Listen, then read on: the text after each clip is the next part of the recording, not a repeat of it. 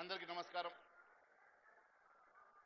ఈరోజు మొట్టమొదటిసారిగా ముఖ్యమంత్రిగా నిర్మల్ జిల్లాకు పర్యటిస్తున్నటువంటి మిత్రులు గౌరవ ముఖ్యమంత్రి యనుమల రేవంత్ రెడ్డి గారికి హార్దికంగా స్వాగతం పలుకుతా ఉన్నాం। అదే మంత్రిగా సీనియర్ నాయకులు ఇరిగేషన్ మంత్రి వర్యులు ఉత్తమ్ కుమార్ రెడ్డి గారికి కూడా స్వాగతం పలుకుతా ఉన్నాం। ఇన్ఛార్జ్ మంత్రివర్యులు జూపల్లి కృష్ణారావు గారు,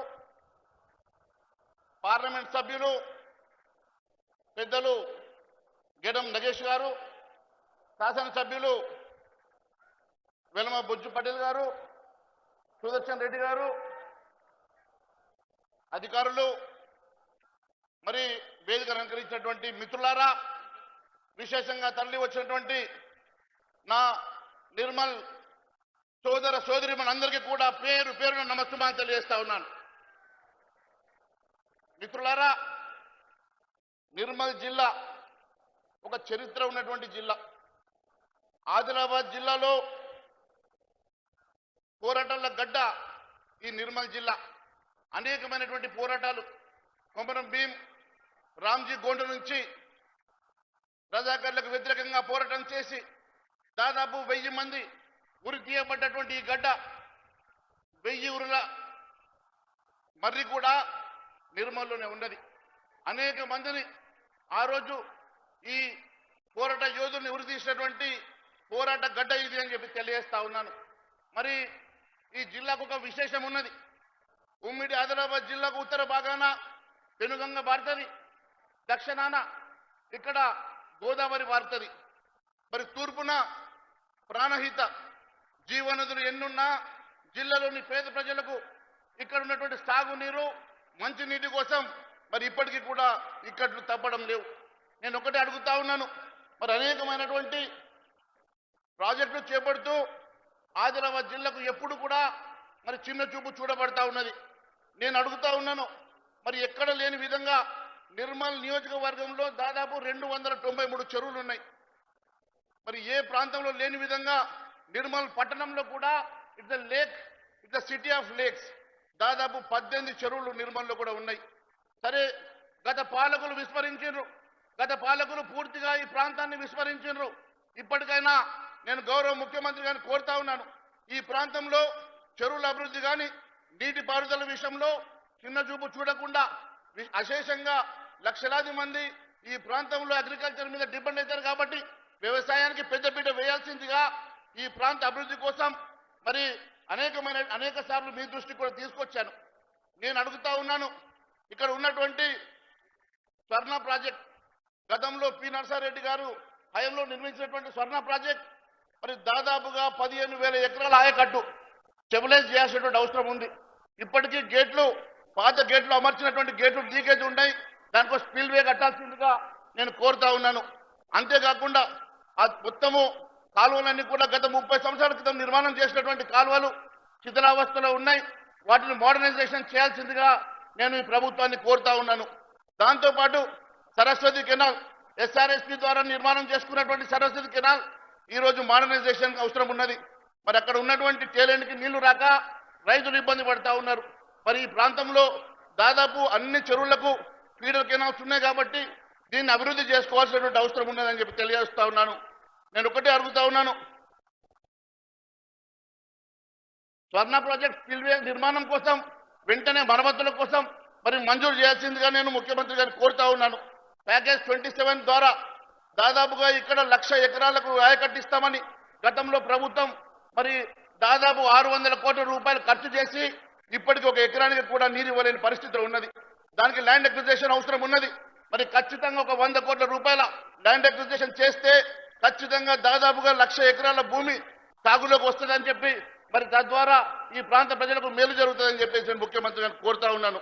అంతేకాదు, మరి ఇక్కడ ఉన్నటువంటి లిఫ్ట్ ఇరిగేషన్ విషయంలో లోలం lift irrigation, Dilawarpur, Bansapalli లోలం lift irrigation మరి అనేక వేల ఎకరాల భూమి దాని కింద సాగు జరగాలంటే మరి లిఫ్ట్ ఇరిగేషన్ కోసం వెంటనే మంజూరు చేయాల్సిందిగా నేను ముఖ్యమంత్రి గారిని కోరుతా ఉన్నాను। అనేకమైనటువంటి లిఫ్ట్ ఇరిగేషన్స్ ఈ రోజు ఉపయోగం లేక ఇబ్బంది పడతా ఉన్నారు। అవన్నింటినీ కూడా రిపేర్ చేయించాల్సిందిగా నేను ముఖ్యమంత్రి గారిని కోరుతా ఉన్నాను. అంతేకాదు నిర్మల్ నడిబొడ్డు నుంచి గతంలో కాలువలు ఉండే, మరి చెరువుల నుంచి పోయేటువంటి నీరు ఒక చెరువు నుంచి ఇంకో చెరువుకు వెళ్ళాలంటే ఈ కాలువల ద్వారా పోతుంటే ఇవన్నీ కూడా ఎంక్రోచ్మెంట్కి గురవుతున్నటువంటి సందర్భంగా వాటిని స్ట్రెంథన్ చేయాలని, వాటిని మోడర్నైజ్ చేయాలని చెప్పేసి నేను ముఖ్యమంత్రి గారికి కోరుతా ఉన్నాను. గతంలో దాదాపు 16 కోట్ల విలువ చేసేటువంటి ఎస్టిమేట్స్ ని నేను ముఖ్యమంత్రి గారికి ఇవ్వడం జరిగింది. వెంటనే దాన్ని మంజూరు చేయాల్సిందిగా నేను ముఖ్యమంత్రి గారిని కోరుతా ఉన్నాను. అంతేకాదు నిర్మల్ మున్సిపాలిటీ గతంలో మాస్టర్ ప్లాన్ పేరు మీద ఈ ప్రాంతానికి అన్యాయం జరిగిందని దాని మీద నేను పెద్ద ఎత్తున మరి ఎడ్యుకేషన్ చేశాను, నిరాహార దీక్ష కూడా చేసిన సంగతి నేను గుర్తు చేస్తా ఉన్నాను.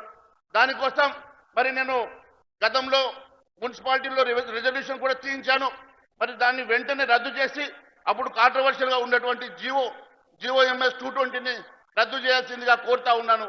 వెంటనే మరి ఇక్కడ ఎక్కడైతే అగ్రికల్చర్ భూములన్నింటినీ కూడా ఇండస్ట్రియల్ జోన్ గా మార్చినటువంటి గత పాలకుల్ని వెంటనే మీరు ఆ జీవోని క్యాన్సిల్ చేసి మరి ఇక్కడ ఉన్నటువంటి రైతుల్ని ఆదుకోవాల్సిందిగా నేను మీ అందరినీ ముఖ్యమంత్రి గారిని మీ ద్వారా కోరుతా ఉన్నాను. అంతేకాకుండా ప్రత్యేక అభివృద్ధి కోసం గత ప్రభుత్వం మున్సిపాలిటీ అభివృద్ధి కోసం నిధులు ఇస్తే 3 కోట్లు ఖర్చు పెట్టిన తర్వాత ఆ నిధులు క్యాన్సిల్ అయినాయని చెప్తా ఉన్నారు. దయచేసి దాన్ని రివోక్ చేయాల్సిందిగా నేను ముఖ్యమంత్రి గారిని కోరుతా ఉన్నాను. అంతేకాకుండా DUFIDC ద్వారా 50 కోట్ల రూపాయలకు జీవో వచ్చింది, కానీ ఇప్పటి వరకు ఆ 50 కోట్ల రూపాయలు మంజూరు చేయలేదు. మున్సిపాలిటీ చాలా దారుణమైనటువంటి పరిస్థితి నిర్మల్ మున్సిపాలిటీ ఉన్నది. నేను ముఖ్యమంత్రి గారిని దయచేసి కోరుతా ఉన్నాను, ఆ జీవో ప్రకారం వెంటనే నిధులు మంజూరు చేసి నిర్మల్ మున్సిపాలిటీని ఆదుకోవాలని చెప్పి నేను కోరుతా ఉన్నాను. అంతేకాకుండా 100 కోట్లతోటి గతంలో ఎస్టిమేట్స్ అడిగితే 100 కోట్ల ఎస్టిమేట్స్ పంపించాము, ఇంకా ప్రభుత్వం దగ్గర పెండింగ్ ఉన్నది, వెంటనే మంజూరు చేయాల్సిందిగా నేను కోరుతా ఉన్నాను. అన్నిటికన్నా ముఖ్యమైనటువంటి అంశం ఏంటంటే బాసర నిలయమైనటువంటి నిర్మల్ జిల్లాలో ఇప్పటికీ ఒక యూనివర్సిటీ లేదు. ఈరోజు కాకతీయ యూనివర్సిటీకి అఫిలియేట్ అయినటువంటి ఇక్కడ అనేకమైనటువంటి ఇబ్బందులు ఉన్నాయి. వెంటనే బాసర యూనివర్సిటీని వెంటనే మీరు మంజూరు చేయాల్సిందిగా నేను ముఖ్యమంత్రి గారిని కోరుతా ఉన్నాను. అంతేకాకుండా గతంలో నేను ఎమ్మెల్యేగా ఉన్నప్పుడు ఇక్కడ PG కాలేజ్ మంజూరైంది, కానీ ఈరోజు PG కాలేజ్ తరలించుకొని పోయినరు, ఇక్కడ క్లాసెస్ నడుస్తలేవు, స్టాఫ్ అంతా కూడా రిటర్న్ పోయినరు. కాబట్టి వెంటనే PG కాలేజ్ని మంజూరు చేయాల్సిందిగా నేను ముఖ్యమంత్రి గారిని కోరుతా ఉన్నాను. ఇక్కడ ఈ స్టేడియం అని చెప్పేసి గతంలో NTR స్టేడియం అని చెప్పి దీన్ని ఇంతకుముందు అనౌన్స్ చేశారు, కానీ ఇక్కడ కూడా ఎంక్రోచ్మెంట్ జరుగుతూ ఉన్నది. స్టేడియం లోపల ప్లాట్లు పుట్టుకొచ్చినాయి, స్టేడియం లోపల పట్టాలు పుట్టుకొచ్చినాయి. దాని మీద ఎంక్వైరీ చేసి వెంటనే కాపాడాల్సిందిగా కోరుతూ నిర్మల్కి ఒక స్టేడియంని మంజూరు చేయాల్సిందిగా నేను ముఖ్యమంత్రి గారిని కోరుతా ఉన్నాను. మరి ఎంతో మంది ఉత్సాహవర్తులు ఇక్కడ స్టేడియం కావాలని యువత అంతా కోరుతా ఉన్నది, కాబట్టి ఒక స్టేడియం కావాలని, ఇక్కడ ITI కాలేజ్ లేదు, ఒక ITI కాలేజ్ పాలిటెక్నిక్ కాలేజీని వెంటనే మంజూరు ఇవ్వాల్సిందిగా కోరుతా ఉన్నాను. BC SC ST హాస్టల్ మౌలిక సదుపాయాలు లేక, బిల్డింగ్స్ లేక ఇక్కడ మరి విద్యార్థులు ఇబ్బంది పడతా ఉన్నారు. BC SC ST హాస్టల్ని వెంటనే మంజూరు చేయాల్సిందిగా నేను ముఖ్యమంత్రి గారిని కోరుతా ఉన్నాను. అంతేకాకుండా యంగ్ ఇండియా ఇంటిగ్రేటెడ్ స్కూల్ మరి అనేక నియోజకవర్గాల్లో మంజూరు ఇచ్చినటువంటి ముఖ్యమంత్రి గారు ఈ డయాస్ మీద నుంచి యంగ్ ఇండియా ఇంటిగ్రేటెడ్ స్కూల్ని మంజూరు ఇవ్వాల్సిందిగా నేను ముఖ్యమంత్రి గారిని కోరుతా ఉన్నాను. అంతేకాకుండా మరి PR లో పంచాయతీరాజ్లో ఇక్కడ జిల్లా పరిషత్ భవనం లేదు, ఒక 12 కోట్లతో ఎస్టిమేషన్ వేయించాం. ఒక 12 కోట్లతోటి జిల్లా పరిషత్ భవనం ఒకటి, మండల కాంప్లెక్స్, సమీకృత మండల కార్యాలయాలు ప్రతి మండలంలో అవసరం ఉన్నది. కాబట్టి దయచేసి మరి ఇవ్వాల్సిందిగా వెంగపేట నుంచి కాల్వ వంతెన వరకు 10 కోట్లు, మరి ఆరుపల్లి పరిమండల్, భాగ్యనగర్ BT రోడ్లు, కొట్టికల్ పోతారము, జాతీయ రహదారి, శివాలయం దగ్గర మరి ఇవన్నీ కూడా మరి ఎస్టిమేట్స్ అన్ని కూడా పంచాయతీరాజ్ ద్వారా ప్రభుత్వానికి సబ్మిట్ చేయడం అయింది. దయచేసి మరి కన్సర్న్ అధికారులకు ఇన్స్ట్రక్షన్ ఇచ్చి మరి మంజూరు ఇవ్వాల్సిందిగా కోరుతా ఉన్నాను. అంతేకాకుండా